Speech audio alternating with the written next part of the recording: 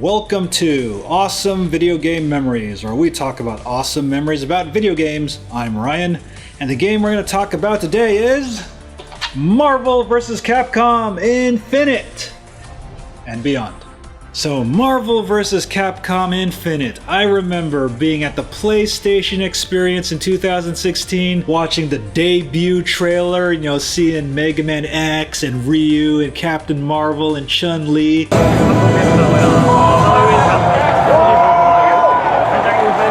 And I was like, oh man, this game is gonna be the shit. I can't wait for more Marvel vs. Capcom because it takes so long for them to, negotiate the licenses and blah, blah, blah. Man, it takes so long for Capcom just to release these games. But then a little game, which is now a huge game, called Dragon Ball FighterZ kind of took the spotlight for this game.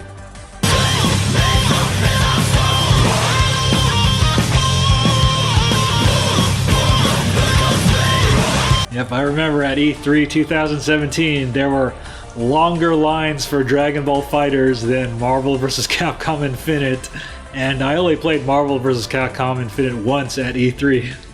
So Marvel vs. Capcom Infinite is the fourth installment in the Marvel vs. Capcom franchise, and I would have to say, well, is it worth the wait? Well, let's begin with one big elephant in the room. Well, or the big mutant in the room. The lack of the X-Men characters. Yes. Well, because Fox owns the movie rights to the X-Men, so there's no more Magneto, no more Wolverine. My absolute favorite character to use in all of the Marvel vs. Capcom games, gone. I can't believe it, man. I can't believe Capcom excluded me from this game.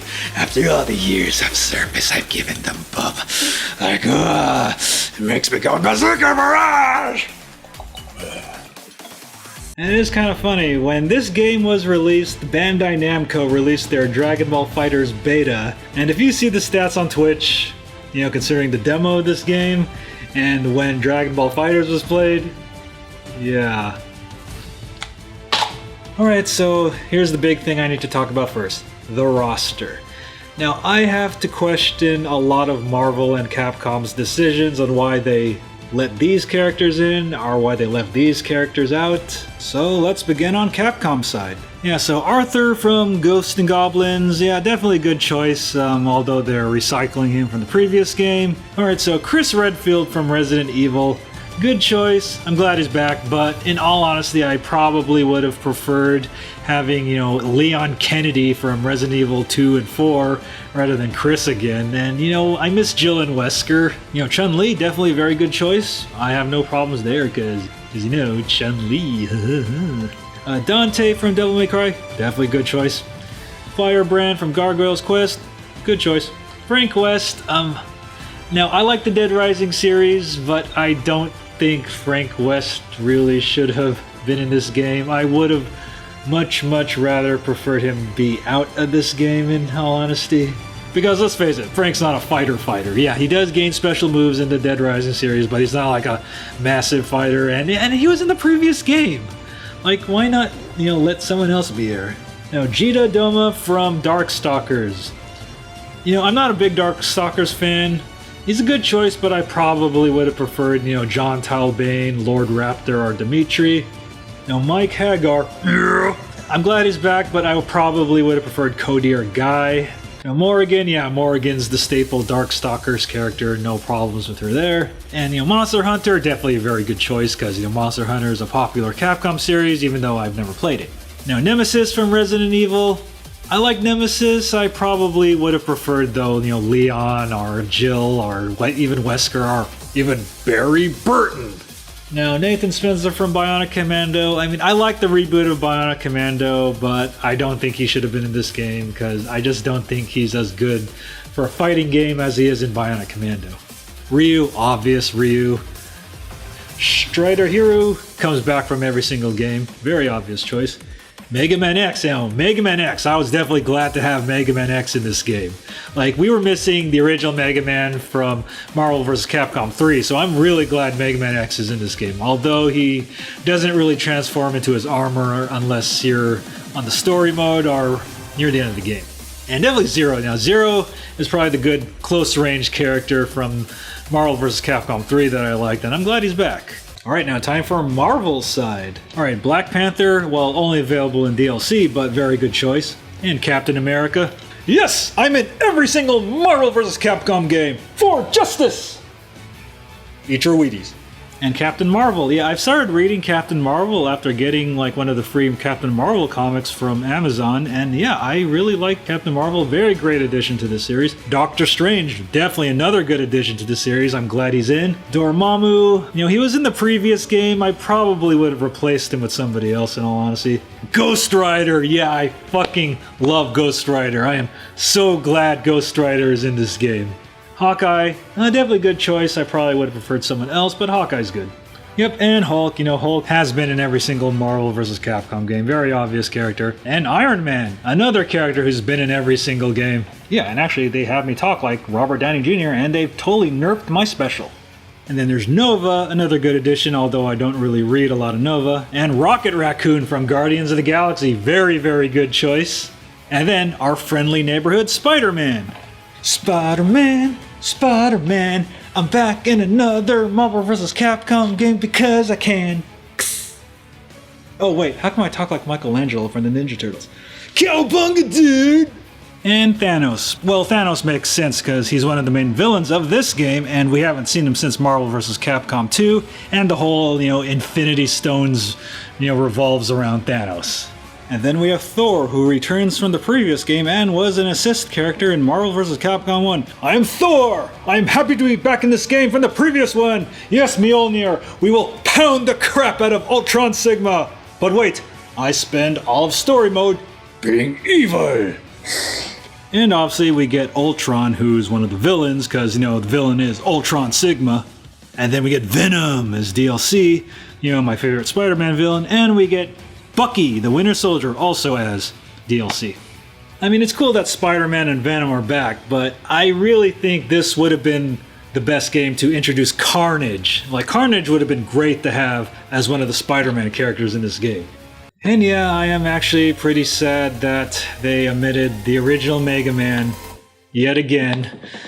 Like, it would have been cool to have, Mega Man and Mega Man X fighting together, and, just have Rush there, and, just have, Flip Top and Dr. Light. Well, not Flip Top Eddie, but still, it would have been awesome. And now let's kind of talk about the character designs. Now, the character designs in this game, well, I understand in order to make a game run smoothly, you kind of have to cut down graphics a bit, but holy shit, man.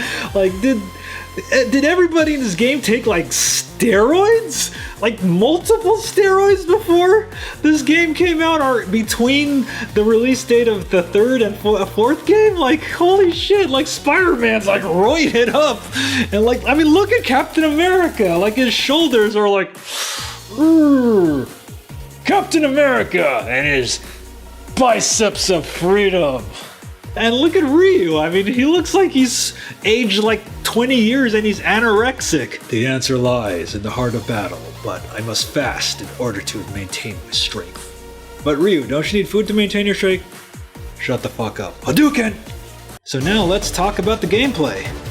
I definitely have to say Marvel vs. Capcom Infinite is by far the easiest Marvel vs. Capcom game for beginners to get into. Like, the first Marvel vs. Capcom was a great game, but sadly it definitely had a bit of a curve, and you had to really understand the game mechanics in order to really get good at it. And Marvel vs. Capcom 2, they made it a lot easier, but then once you got really good at that game, like, you could not be stopped, and it was broken. And Marvel vs. Capcom 3, they kind of toned it down a bit and made it about as easy as Marvel vs. Capcom 2. But definitely a lot more accessible than Marvel vs. Capcom 1 and 2. But yeah, Marvel vs. Capcom Infinite, like, you can, like, get your friend to play, because you know what? Because the combo system is so easy. All you just have to do is on the PS4 is mash the square button. That's it. You just have to mash the square button. You don't need to go low, medium, high. No, all you just gotta do is mash the square button over and over again. And whoa, I'm playing like a pro, man. Like, yeah, woo, man, I'm getting like 8-hit combos by just mashing the square button, dude. And also, one great thing about this game is they made it a lot easier for you to switch characters, and all you need to do is just press like the top R button, and which actually makes it easier, so when someone's juggling you, you can easily switch out your players. And also, one game mechanic they actually brought back from Marvel superheroes is the Infinity Gems. And each gem actually stays with you the entire round rather than, you get hit and then the gem falls out. And you can choose between several, and I actually found myself using the Power Gem and the Reality Gem the most, because the other gems I wasn't really as good with them as the others, because with the Power Gem, my hits do a lot more damage, and with the Reality Gem, I have, all these projectiles coming out, and because with the Time Gem, like if you're facing a really hard opponent, it's going to be hard for you to hit them no matter what. And now, the meat and the bones of Marvel vs. Capcom Infinite is the story mode. And it actually really plays like a very, very cheesy Marvel movie with Capcom characters. Although I personally think it does deliver as an introduction on how to play as every character and gives a bit of a backstory to the game, but it's definitely very cheesy, and there are a couple of annoying parts where you have to defeat like enough drones before they completely destroy, Black Panther's wall, or you have to defeat this guy before the whole place explodes and shit like that. Although it is pretty cool that Mega Man X does get a lot of screen time and a lot of significant things to do in story mode. And plus, when the game came out, I did play online against a couple of players. It was a bit hard for me to get into matches at first because, the network was clogged because obviously, first day of release. But over time, it got a little better, and I still kind of play this game occasionally online against other players because I think it's a lot more fun to do that rather than playing the really boring arcade mode where you pretty much have to fight Ultron Sigma, then Ultron Omega, and then it's only 7 battles long, and depending on which difficulty you choose, it can be really hard or really easy. Yeah, so where does Marvel vs. Capcom Infinite stack up compared to the originals? Honestly, while Marvel vs. Capcom Infinite is probably the easiest game for beginners to get into, I mean, it's definitely geared more towards the casual players, I just definitely think, man, I like this game. I don't love it. I think it's a good game, but there's a lot of things preventing it from being a great game. Like the roster, I mean, getting rid of the X-Men because, Fox has the movie rights was kind of bullshit because I fucking love using Wolverine. And some of the character choices are kind of questionable, especially the recycling of like Arthur and Frank West. I would have replaced them with, Wesker or Jill or especially Leon Kennedy.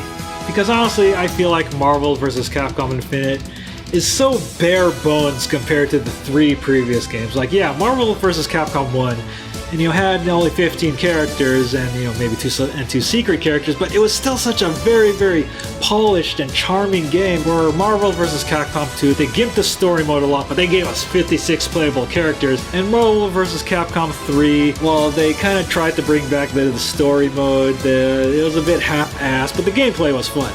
And also, what sucks about Marvel vs. Capcom Infinite, they reduce it from 3 versus 3 down back to 2 versus 2. I mean, it would have been cool to have 3 on 3, just like the previous games, having all that chaotic Marvel and Capcom shit go all over the screen.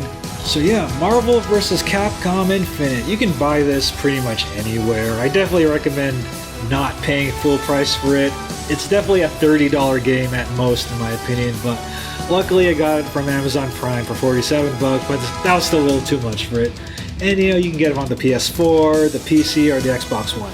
Alright, so that wraps up this episode of awesome video game memories about Marvel vs. Capcom Infinite. And if you have any memories about this game, make sure to leave those in the comments below. Take care.